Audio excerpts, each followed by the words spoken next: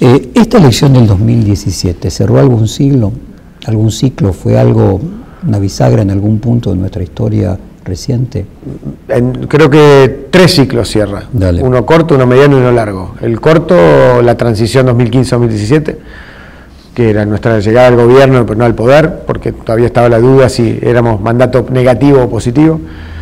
Cierra, creo, el ciclo del 2001, en una parte al menos, en términos de la aparición de una oferta competitiva que dé alternancia en todo el país. Y creo que en alguna manera concluye el periodo del 83 también, en términos de la posibilidad de un ciclo político distinto, digamos, ¿no? Generacionalmente y en un montón de planos, lo cual no quita que vamos a ir en transición probablemente durante mucho tiempo, ¿no? Porque seguimos en transformación. Qué interesante. Yo me imaginaba que vos ibas por el lado de cerrar el ciclo del Big Crunch del 2001, que le dio origen al PRO y también al kirchnerismo. Pero vos lo planteás incluso más ambiciosamente y que cierra el del 83, inclusive generacionalmente. En un plano, uno de los grandes méritos de la generación del 83 fue parir una generación democrática. Fue el periodo más largo democrático de nuestra historia y permite que un montón de dirigentes de distintos partidos políticos que nunca fueron privados de votar llegan a espacios de responsabilidad. Eso nunca había ocurrido en nuestra historia. Todavía está el desafío de toda nuestra generación de demostrar que eso puede ser algo positivo, pero creo que es un dato en sí mismo, digamos, ¿no? Ahora, lo que queda claro es que en el 2001, porque hasta el 2001 eran los dos partidos tradicionales, el peronismo y el radicalismo. Hay un ciclo que comienza en el 2001, que es la destrucción de los valores de los partidos tradicionales y la emergencia de partidos nuevos. En otros países, yo te he leído en tus argumentaciones sobre cómo pudo haber surgido un partido que en tan poco tiempo como el PRO se haya convertido en un partido que llega a la presidencia, argumentar de que el 2001, la destrucción que produjo el 2001, el Big Crunch del 2001, creó las condiciones para que emergieran cosas nuevas. Y quería llevarte a otros países donde no hubo un Big Crunch como el del 2001 en Argentina, pero igual aparecieron partidos nuevos para hablar de los partidos en general como sistema de representación en el mundo. Entonces la pregunta es, todos los partidos nuevos que han surgido en los distintos países, ¿surgieron como resultado de la insatisfacción de la gente porque desde la caída del muro de Berlín la calidad de vida se estancó o en algunos países incluso empeoró, y lo que sucedió en la Argentina es simplemente que el 2001 fue un acelerador de una insatisfacción que no es solo Argentina y que explica que en países, en sociedades desarrolladas, también hayan surgido partidos nuevos en los últimos 15 años? Yo soy menos economicista en el análisis. Yo creo que es más una transformación de la representación que una insatisfacción económica. Una satisfacción económica. Porque hay países que les ha ido maravillosamente bien en lo económico, muchas de nuestra región, que son incapaces todavía hoy de reconvertir su liderazgo político. Hay países que les ha ido muy mal y no han podido reconvertir su experiencia política, y casos intermedios. De vuelta, creo que si uno se pone en el lugar, y esto bueno, lo hemos charlado muchas veces con Jaime y otros, de que hace 100 años un líder popular que estaba en esta casa como Hipólito Yrigoyen era un líder de masas en una sociedad sin micrófonos, y el mundo que vivimos hoy, y que el diseño institucional es prácticamente el mismo, las posibilidades de que haya un desfasaje de representación son inmensas.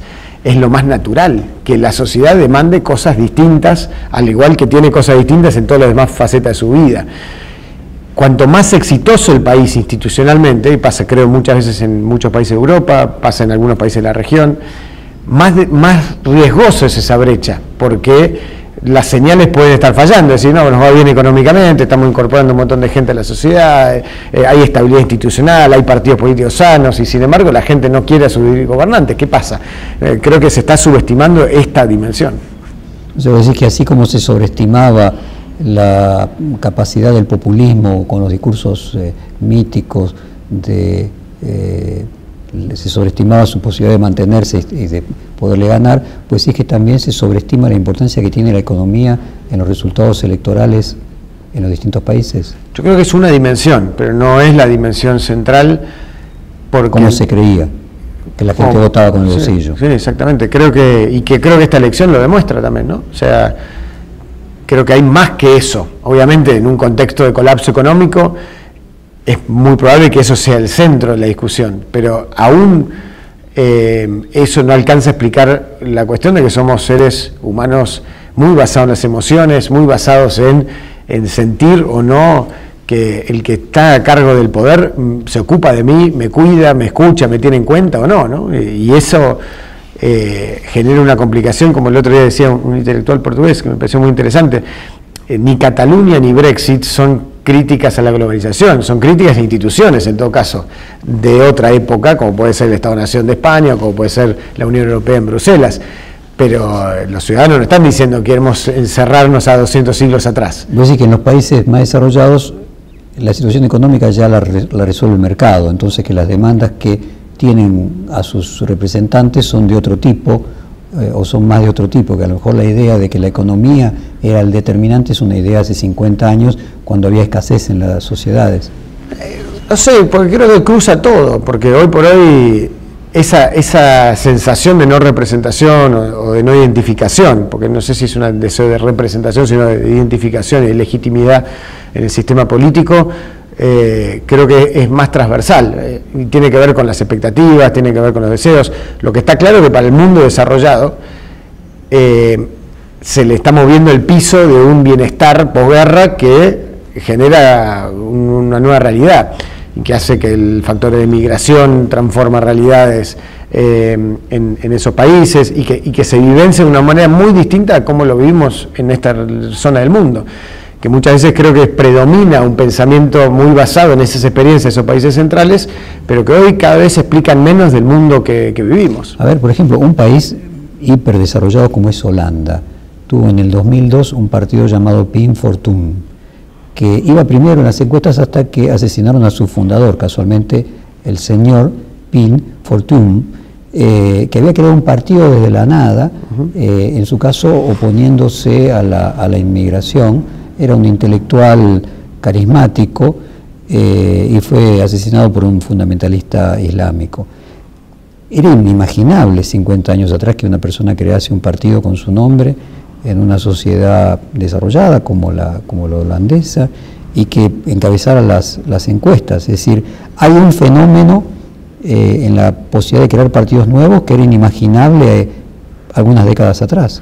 Y que tomando el libro también del fin del poder de Naim, lo que estamos vivenciando es una transformación de las estructuras de poder verticales que se ordenaron en la modernidad del siglo XIX y siglo XX, licuando el poder y generando una facilidad mucho más grande para que ese poder se acceda de distintas maneras, sea el económico, sea el político, sea incluso el militar. Ahora, vos le asignas mucho a ese cambio, a la transformación de los medios de comunicación y de la comunicación, ¿no? Lo que vos llamás el empoderamiento del ciudadano como ciudadano, el consumidor como consumidor.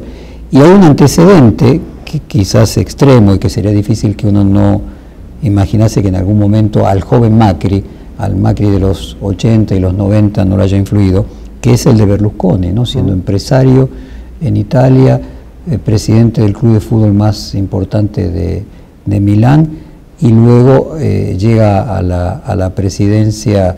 Y alguna vez en los comentarios con Macri te apareció el tema de Berlusconi, si en algún momento Berlusconi sería un antecedente del primer partido que llega a la presidencia comenzado desde cero.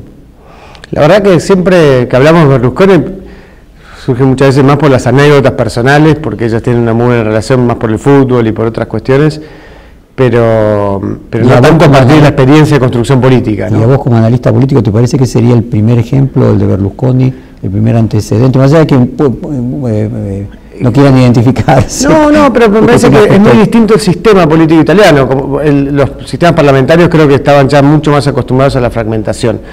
Y creo que nuestra experiencia en eso es muy particular, ¿no? Sí, pero aún así en Italia podría decir que había 3 partidos que mantenían el 90% de la cantidad de los votantes. Pero en eso tiene similitudes por ahí hasta con el caso de Chávez en Venezuela, donde también había un bipartidismo muy rígido y que después aparece un outsider. Creo que son fenómenos distintos lo que genera un colapso de un sistema bipartidista clásico del siglo XX y a partir de allí distintos fenómenos que aparecen, que la idea de la construcción política. Claro, porque en el caso de Venezuela aparece no a través de un partido, sino lo que para nosotros sería más parecido a una experiencia militar.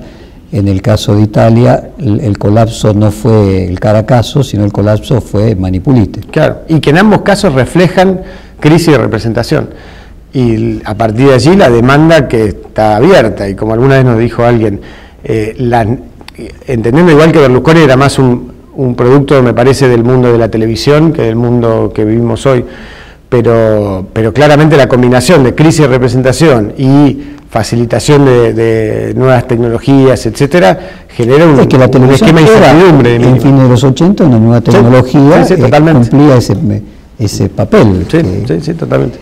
Hay un libro del sociólogo Hartmut Rocha, profesor de la Universidad de Jena en Alemania y de la School of Social Research de Nueva York, titulado Alienación y Aceleración, que considera como característica patológica de la tardomodernidad, como él llama el posmodernismo, el aceleramiento y como su consecuencia la alienación. Se puede decir que a lo mejor los partidos políticos tradicionales, como toda tradicionalidad, están afectados por esa aceleración que genera pérdida de identidades sociales y creación de nuevas identidades sociales. Definitivamente. Y no solo los partidos políticos, todas las instituciones políticas sobre las que está montado el diseño republicano en el que vivimos, fueron diseñados para una sociedad dramáticamente distinta en su faz temporal y en su faz comunicativa, en su complejidad, definitivamente.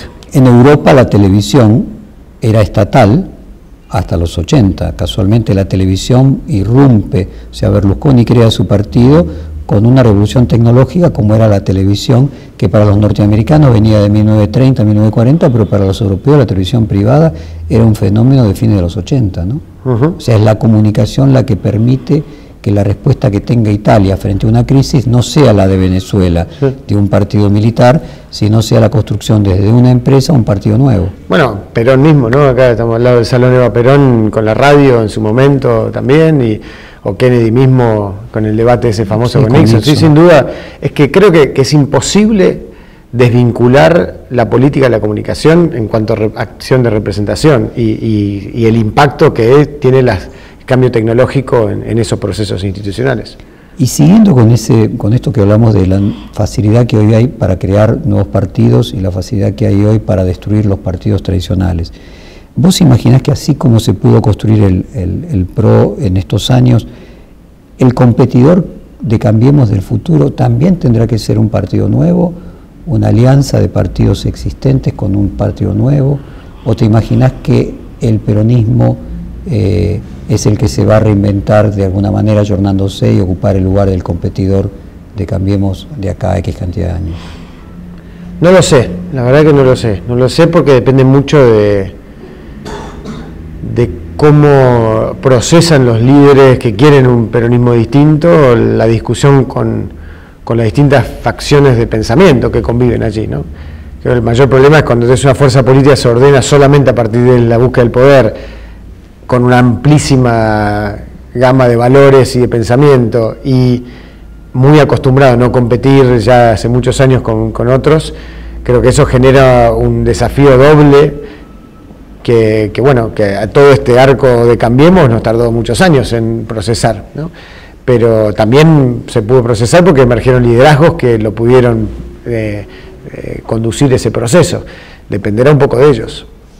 Porque se observa una superposición. Vos mismo marcabas que hasta el 2013 una de las hipótesis posibles era una alianza con el peronismo no kirchnerista, al punto de que en el 2015 todavía se hablaba de por qué no había una alianza con Massa para la provincia de Buenos Aires. Es decir, pareciera haber una superposición entre los votantes y los objetivos del peronismo no kirchnerista con los de Cambiemos. ¿Cuál sería la diferenciación que podría tener para competirle a Cambiemos si finalmente se trata de algo que representa más o menos la misma línea de pensamiento? Yo creo que hay dos cuestiones ahí. Por un lado, que estaba ese mito eterno de que sin peronistas no se podía gobernar, ¿no? Y creo que eso ya ha quedado desterrado bastante claro estos 2 años. y que era muy necesario para el país esa idea, ¿no? Por la idea de que hubiera un monopolio de gobernabilidad era algo muy dañino para la alternancia. Creo que, por otro lado, al ser tan amplio el abanico del peronismo, no alcanza solamente con lo no kirchnerista para poder dividir en dos. Creo que parte del desafío, si uno escucha, habla con dirigentes peronistas de distintos lados, tiene que ver con esta cuestión de lo temporal, de la idea de la modernidad, de la idea de lo global, de la idea de lo democrático en la práctica y no solamente en el estilo. Ahora, si son parecidos a Cambiemos, ¿pueden construir una alternativa? Me parece que sí, me parece que hay espacio, porque no hay una vocación hegemónica en la sociedad de vuelta, ¿no? No hay una vocación, ni hay una vocación de Cambiemos de representar el 100%. Los 24 sistemas políticos de nuestro país son distintos, además, no son todos iguales. No son todos iguales los dirigentes tampoco de las distintas fuerzas en cada provincia. Me parece que sí hay un espacio, pero como también es probable que va a persistir una parte de pensamiento más asociado al kirchnerismo, digamos, como bueno, ahí va mi pregunta, ¿no? Si vos no crees que el día que surja una competencia de Cambiemos con posibilidad de triunfo es porque logra amalgamar al kirchnerismo dentro de ese, pero al kirchnerismo no al actual kirchnerismo, sino a las personas que votaron por el kirchnerismo. Bueno, hay una parte del pensamiento de los votantes de kirchnerismo que es antagónico con el nuestro, digamos. Creemos nosotros que tiene una visión mucho más reaccionaria y conservadora de la sociedad, una visión más antigua y obsoleta en algunos planos de cómo funciona el mundo, y una subvaloración, a nuestro entender, de ciertos principios éticos, digamos, ¿no? En términos de la idea de, bueno, son todos iguales, entonces no cambia nada. Que esos sus dirigentes, ¿no? Sí, pero los votantes. Pero el que votó a Cristina Kirchner hoy, en 2017, transmite esos valores también. No digo que tolere la corrupción, digo, tiene una visión distinta respecto a las responsabilidades o el peso de la corrupción como ordenador en la sociedad, porque si no, no lo hubiera votado, digamos, porque no quiere decir, probablemente piense que es todo un invento, que no hay nada de culpabilidad, etcétera, puede pasar, y hay algunos que lo piensan así, pero de mínima son visiones muy distintas. Mi pregunta es si vos no crees que el líder que surja, que pueda ser competitivo frente a Cambiemos, no solamente tiene que representar al peronismo no kirchnerista, sino encontrar la forma de orientar a esa gente que vota por el kirchnerismo con un pensamiento diferente. Es decir, incluirlos para poder tener la masa crítica suficiente para poderle competir a... Que ese sería el desafío del nuevo líder peronista, que tenga que lograr quitarle a Cristina Kirchner la representación de ese electorado que hoy votó por ella. Puede ser. Lo que sí creo es que hoy por hoy es mayoritaria en nuestra sociedad una visión de una demanda similar a la de Cambiemos, digamos, ¿no? Y que tiene una predisposición más positiva hacia todo este ciclo, estos valores. Y pienso de alguna manera que es un desafío para nuestros rivales no construir a partir del rechazo a o de la búsqueda de la etiqueta. Aunque les vaya mal. Claro, que lo he visto, que terminan transmitiendo el deseo de que nos vaya mal para volver al poder. Bueno, que así ha sido, digamos, todos los liderazgos que han surgido desde el 83 en adelante ha sido porque al anterior le fue mal. Exacto, es esa matriz reivindicativa que ordenó el sistema político argentino y que creo que es nuestro mayor aporte de transformación que queremos hacer, es eso, una oferta aspiracional que construye desde el presente hacia el futuro. ¿Te imaginas, Marcos, algo que pueda pasar en el peronismo como pasó en el Partido Laborista Inglés, que aparezca una especie de Tony Blair, que así como inventó el nuevo laborismo, invente un nuevo peronismo, que eso sería posible. Por supuesto, sí, por supuesto. Creo que de vuelta hay mucha gente muy valiosa.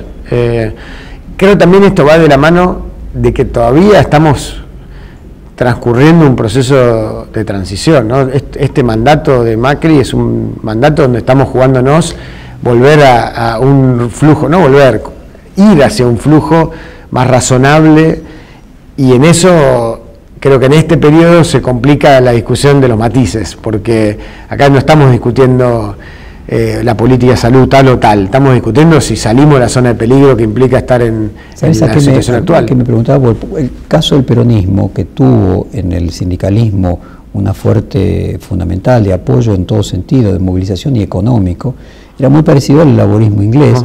Y la pérdida de importancia de los trabajadores manuales, de la industria, el crecimiento de trabajos con servicios, muchos de ellos que no tienen representación sindical, hace de que, bueno, el Partido Laborista ya no se pudo mantener con el aporte de los sindicatos y probablemente el peronismo le esté pasando algo parecido, es decir, que ya ese apoyo que tenía en los sindicatos como base de sustentación, hoy no tiene ni va a tener en el futuro la misma importancia y necesite reinventarse como se reinventó el laborismo con Tony Blair, es decir, yendo al centro también. Sin duda, ese es el desafío y la oportunidad. Y también sobre todo esto de acostumbrarse a competir con una fuerza con la que no estaba acostumbrado a competir. Porque un poco como algún amigo periodista decía, acostumbrarnos, venimos discutiendo hace mucho tiempo qué animal del zoológico es Macri y Cambiemos, y creo que ya todo el mundo va entendiendo que es un animal que no estaba antes en el zoológico, es un animal nuevo, y que a partir de allí entenderlo, comprender sus razones, su fundamentación, cómo trabaja, te permite también decir, bueno, yo me puedo diferenciar en estos puntos y no en estos, y construir allí un gran centro. Vos fíjate, y bueno, de alguna manera estos reportajes lo que buscan es tratar de entender esas esencias. Vos fíjate que es clarísimo lo que vos decís, el peronismo se acostumbró a ganar siempre las elecciones, o casi siempre las elecciones, incluso cuando las perdió con la Alianza había una pata peronista dentro de la Alianza, pero pasó una situación similar en 1987, o en 1985 en realidad, cuando pierde la primera elección de medio turno con Alfonsín, y aparece el fenómeno renovador con Cafiero. ¿Vos creés que es posible que se reedite algo similar y que haya, o que sería bueno para la Argentina de que hubiese un movimiento de renovación como fue el de Cafiero en otro momento en que el peronismo tuvo que competir? Sin duda, y aparte conozco y valoro enormemente muchísimos dirigentes con vocación de renovación, con vocación de hacer una política distinta, y que ojalá que puedan construir esa alternativa, ojalá, la verdad sería bueno. Pero no crees que necesariamente haga falta un partido nuevo como fue la experiencia en Cambiemos. Quiero ser muy respetuoso en términos de cómo se organizan los que tienen una falta alternativa. De vuelta por el contexto, y no es mi lugar hacerle recomendación. Ponete en esta